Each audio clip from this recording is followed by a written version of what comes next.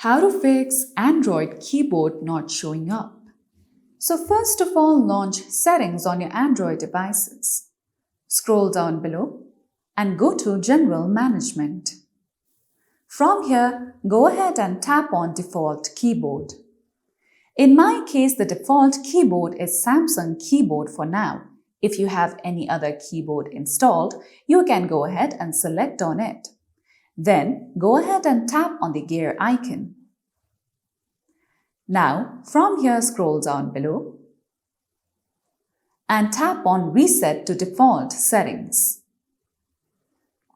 From here, go ahead and tap on Reset Keyboard Settings.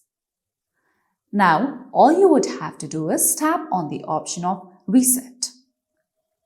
Then, you'll see the option of Clear Cache. If you tap on it, you would be able to clear cache from your Android keyboard, and with that you will be able to fix your issue. And that's all for today's video. At last, don't forget to subscribe to our YouTube channel.